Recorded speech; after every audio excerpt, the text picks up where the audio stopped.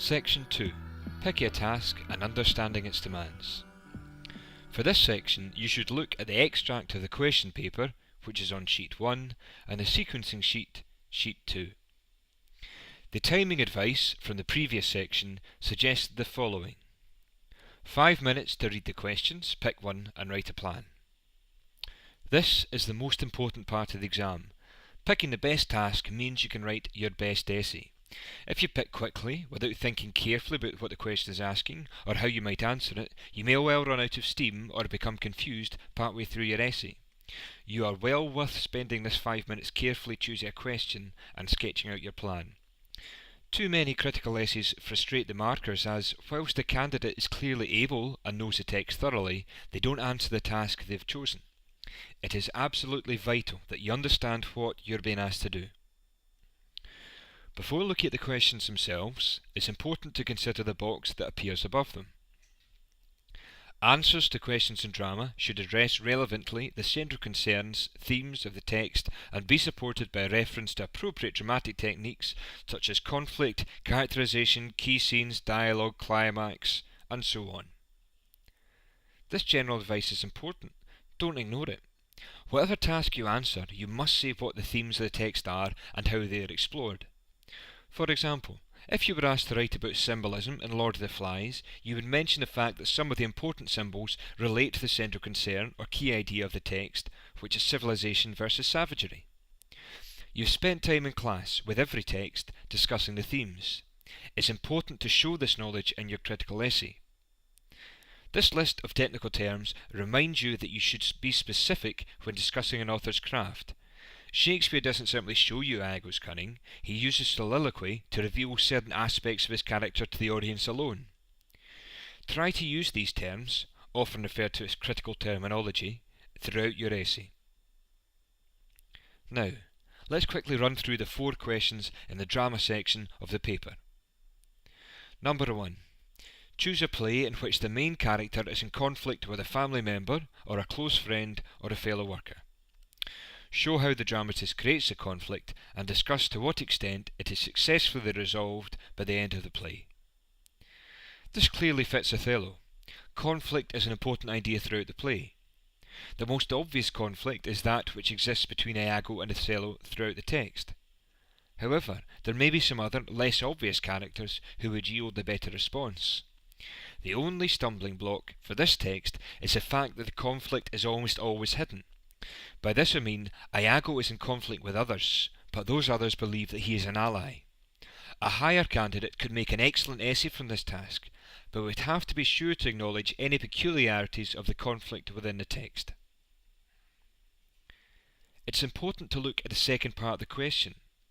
The task does not simply ask you to show how many times you see conflict in the text. It says, show how the dramatist creates a conflict and discuss to what extent it is successfully resolved by the end of the play. A good essay would have to explore how Shakespeare brings about the conflict and whether or not all is mended by the final scene. This is an important aspect of the task. You are looking at the dramatist's portrayal of conflict rather than simply identifying where conflict occurs. Let's look at question number 2. Choose a play with a scene in which a character loses control. Explain the circumstances in which the character loses control and discuss the impact of this on the outcome of the play. For Othello, the final scene, in which Othello kills his wife, stabs Iago and commits suicide, is certainly one in which a character loses control. The second part of the task, however, makes use of this scene a little problematic. Explain the circumstances in which the character loses control and discuss the impact of this on the outcome of the play. You can certainly explain the circumstances of the loss of control, but as this is the end of the play, it's a bit awkward to show how it affects the outcome. A better scene for this would be Act 4, Scene 1, where Othello, having been swayed by Iago's insinuations, loses control and strikes his wife. Using this scene, you're able to show how this foreshadows the greater loss of control which occurs at the end of the play. This example clearly shows the importance of taking time to consider all aspects of the question. A candidate who rashly began writing about the final scene would discover, when it's too late, that the scene they have chosen doesn't allow them to write a very convincing response to the whole task. It is frustrating when marking critical essays to see essays by candidates who have clearly not considered the task carefully enough. 5 minutes of planning may seem like a luxury and time better spent on writing the essay itself, but it's better to spend time being sure of where you're going than to rush into a response and write a completely irrelevant essay. You should be getting the main point by now. Consider the entire task. If you've got a good idea of how to deconstruct the questions in the exam, you could pause the podcast now and jot down a few notes next to the 2 remaining drama questions. You would, of course, be sure to identify what the second part of the question is directing you to do.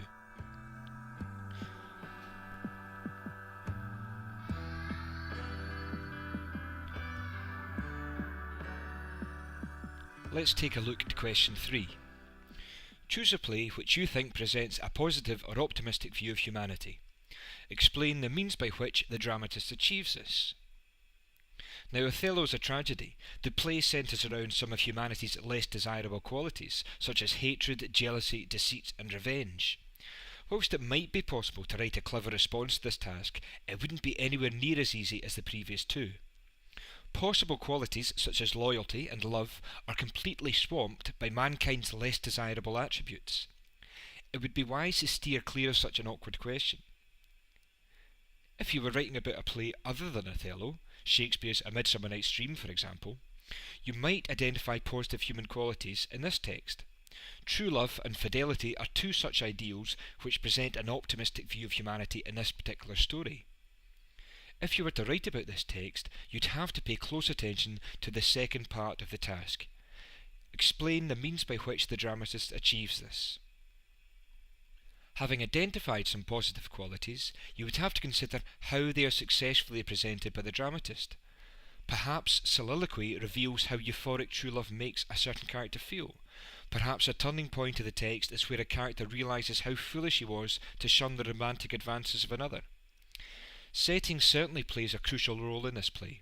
It is the forest, not the Athenian court, where humanity's frailties and assets are examined.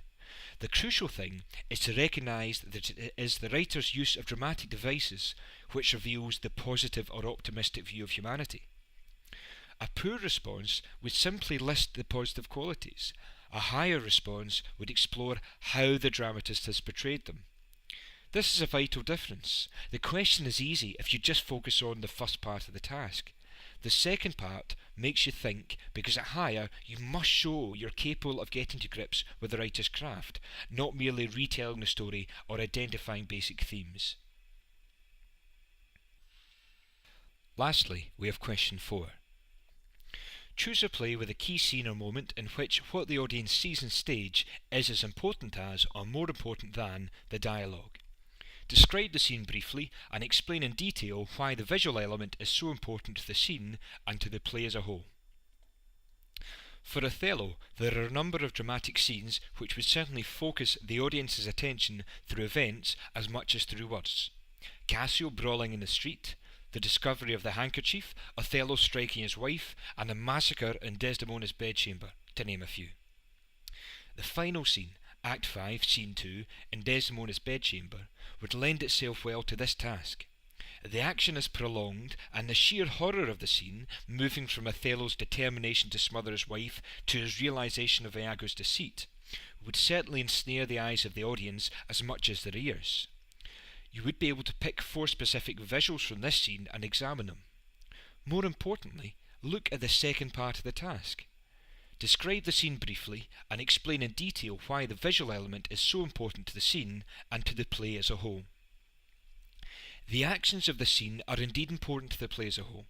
Othello murdering his wife and committing suicide shows the extreme consequences of deceit, jealousy and revenge, all of which are central concerns of the text. A higher candidate would have to make this link. A weak response would be one that simply suggested that the audience were transfixed by the action. This seems rather obvious, but it's all too easy, due to the stress of the exam itself, to simply focus on the first part of this task and discuss how shocking Othello's actions are. Having considered 4 questions, It should be clear why reading each task carefully is so important. At higher, you are expected to provide an articulate, thoughtful response which demonstrates your understanding of a text and also the author's skill in portraying his themes. Don't rush. Be sure every time to read carefully the whole task. Don't ignore the second part.